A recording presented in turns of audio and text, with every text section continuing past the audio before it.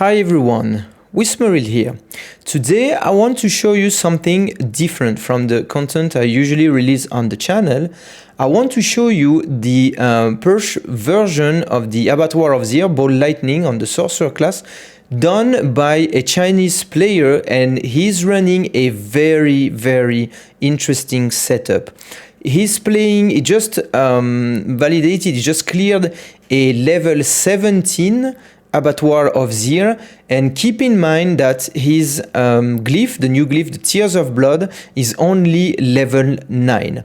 I watched the gameplay of his clear, and this is delightful. I'm very satisfied to look at that because he has some secret texts that are very interesting and that I want to showcase in this video.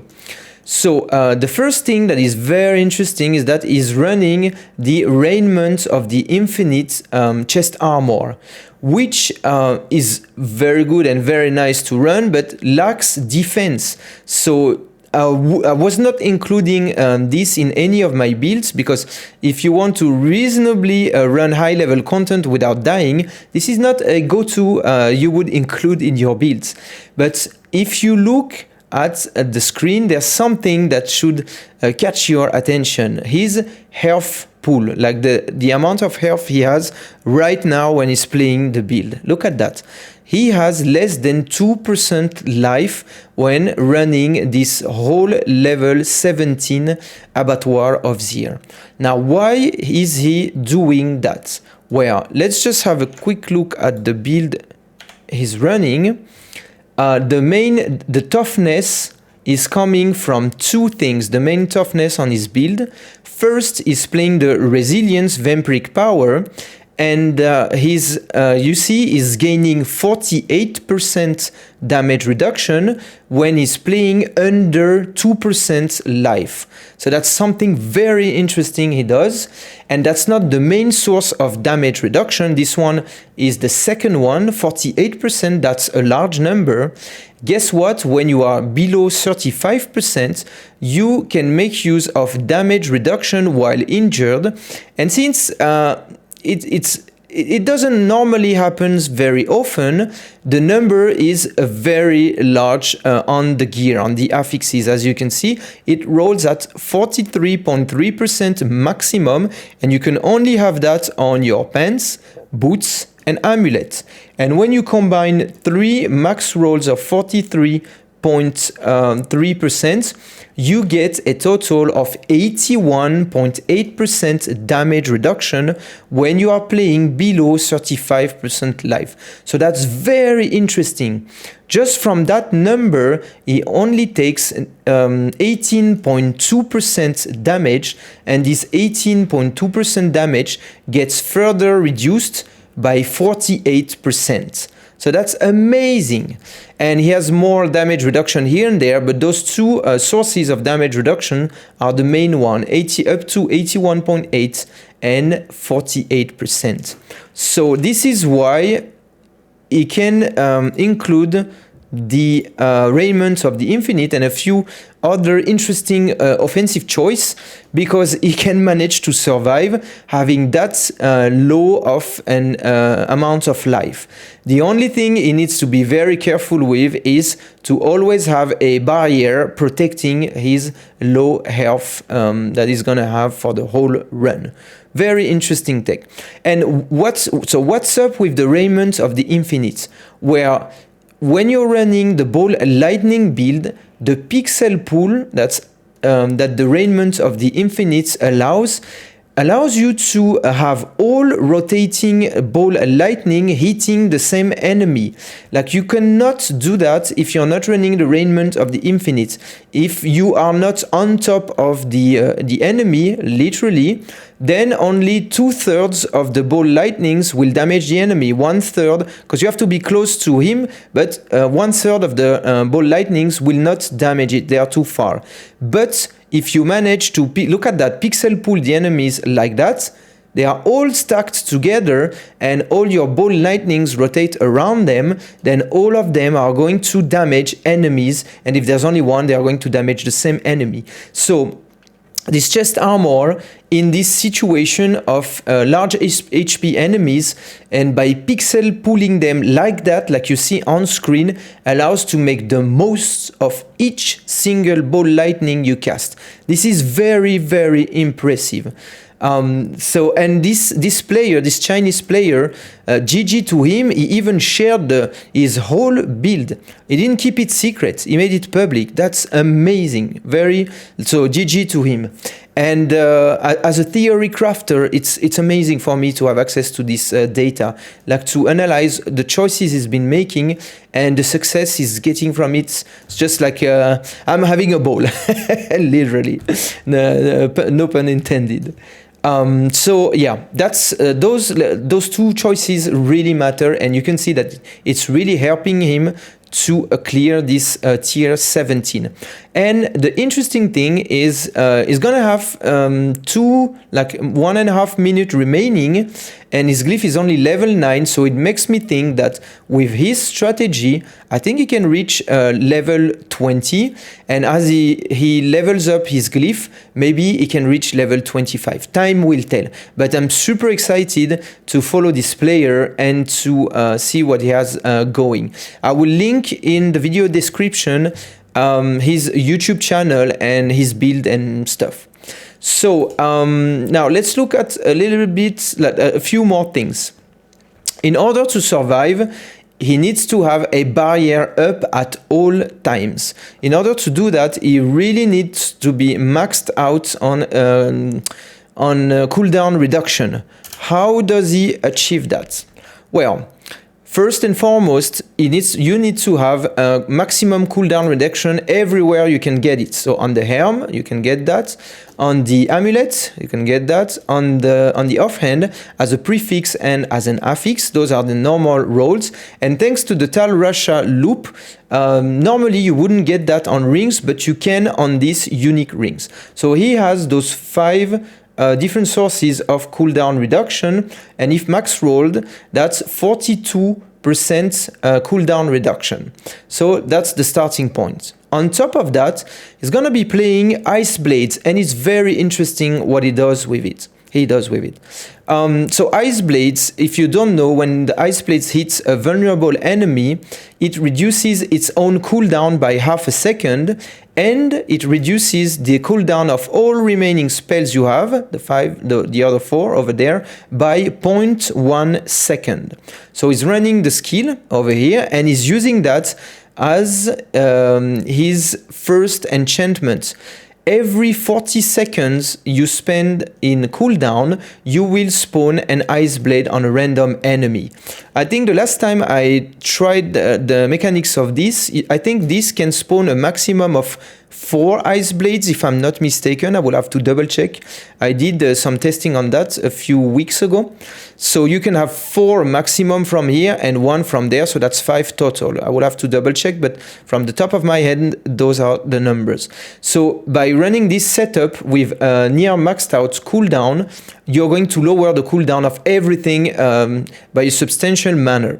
And on top of that, he is running the overflowing energy key passive, which is going to reduce the cooldown of his ultimate, unstable currents, and of his teleport.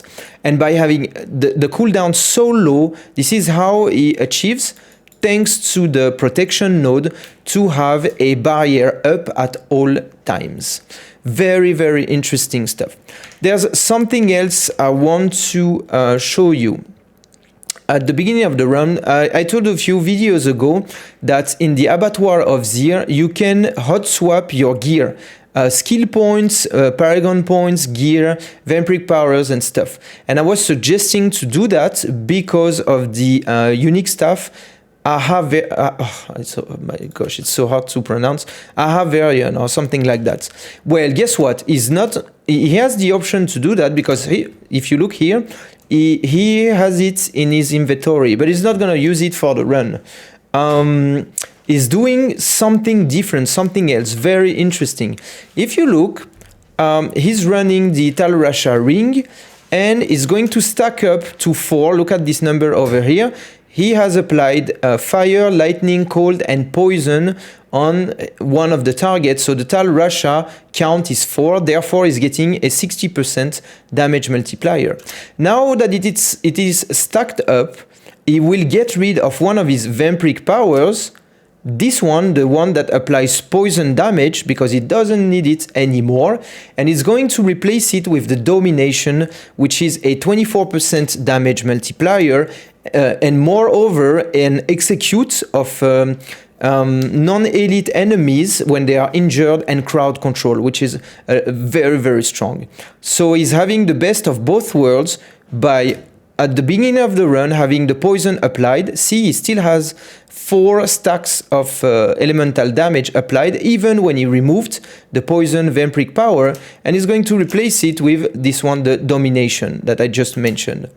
And he's not going to swap his gear to the AHA variant. I don't have this unique stuff myself. It's a shame. I really want to try that out, because it's funny, he's not going for this strategy, but I think it could be worth to do both the swap of the vampiric power plus the swap of the weapon. But I can't test it myself. I don't have the weapon. Anyway, so this is super interesting.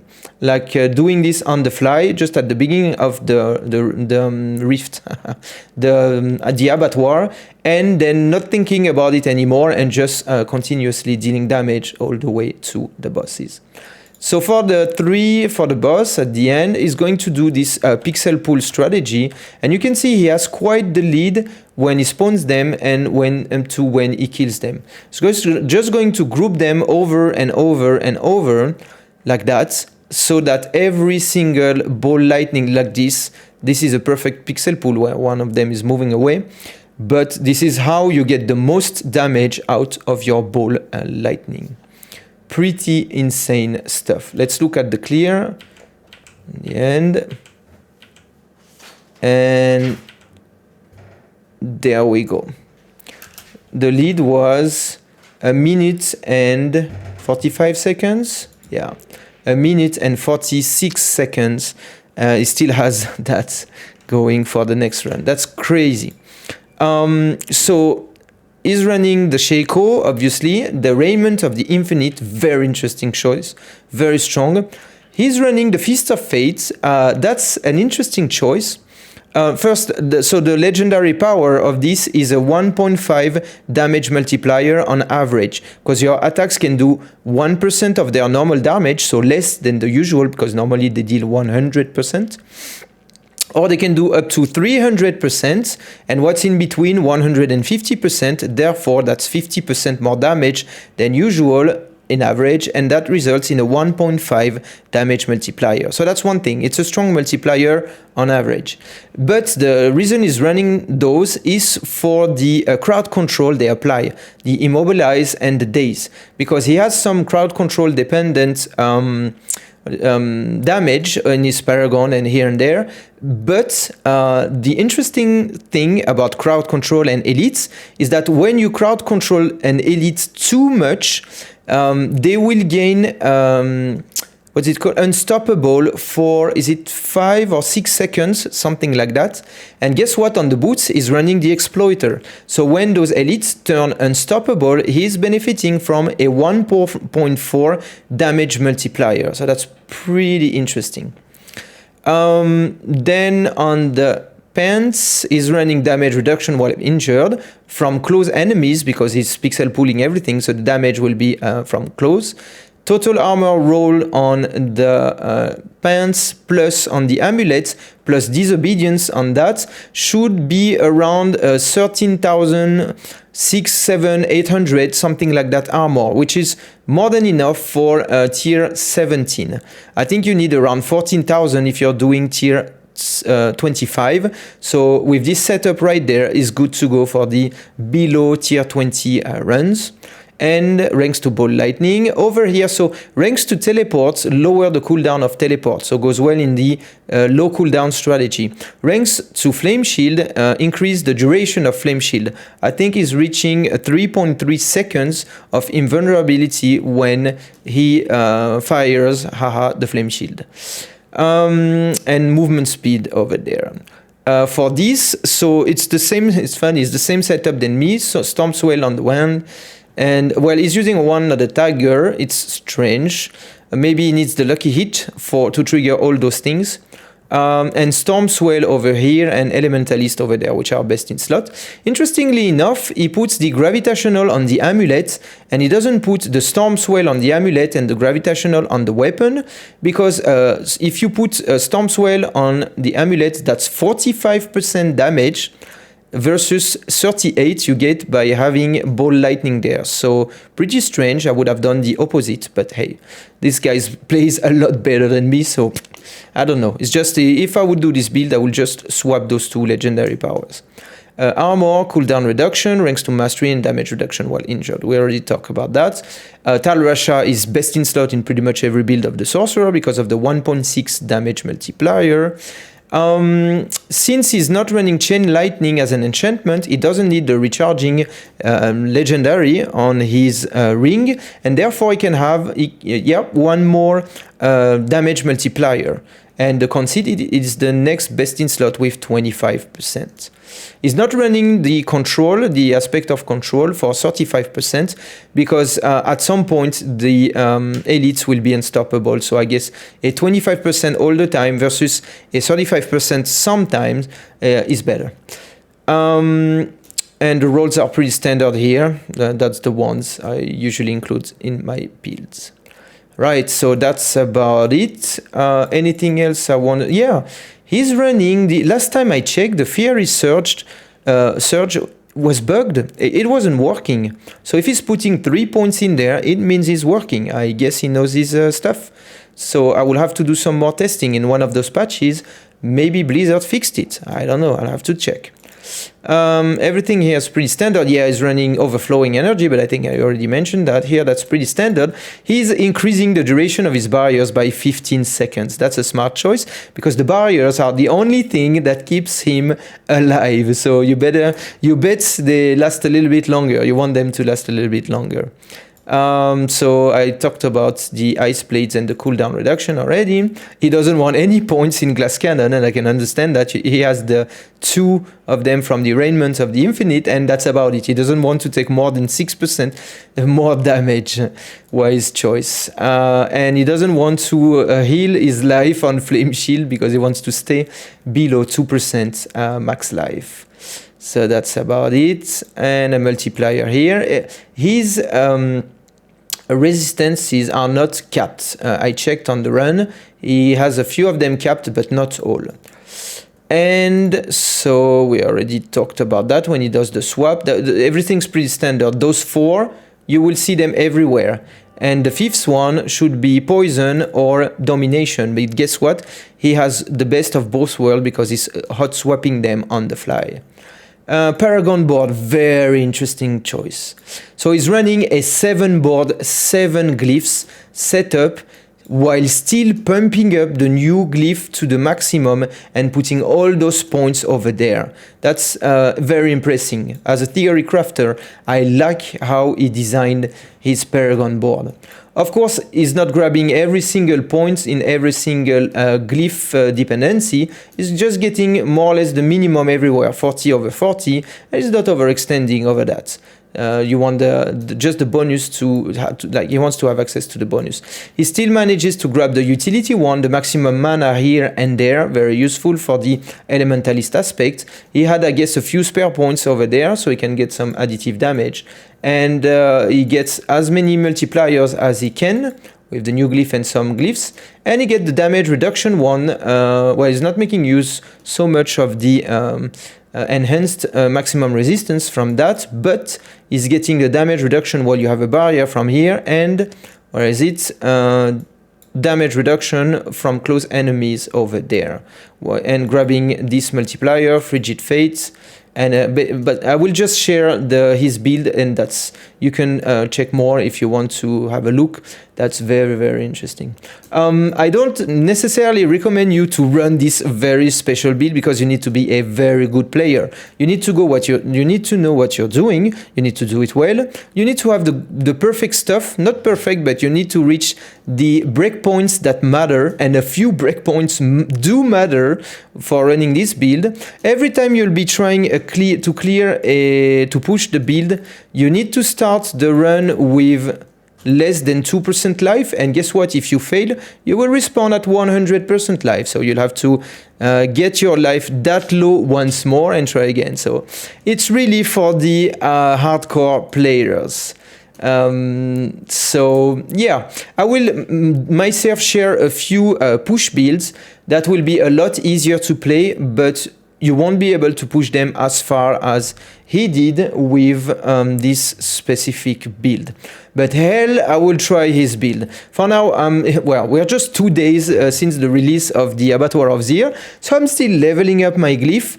I'm expecting the hotfix this weekend to reduce the amount of experience you need to have to level up the Glyph from one level to the other. I'm expecting Blizzard to do that. It has not been announced, but I think they will do that. They have to, because in those 7 weeks, we can't really push that Glyph very far, can we? Or you'd have to play 18 hours per day, every day for 7 weeks. Do you want to do that? Do I want to do that? Hell no. So let's see what they have in store for us. But yeah, after I want to level up my Glyph first to level 50. That's an interesting breakpoint, and then I will definitely try his build. This one looks pretty cool. And for you guys that want to push the Abattoir of ZIR and don't want to do all those annoying things of hot swapping and starting with a low life and stuff, I will share a few push builds that will be very solid, very decent, and I will give you a few options here and there to decrease the tankiness of the build in order to increase the damage, and you will have options to choose from. Anyway, I'm going to end the video here. This was Wismeril signing off. I wish you all a great day ahead.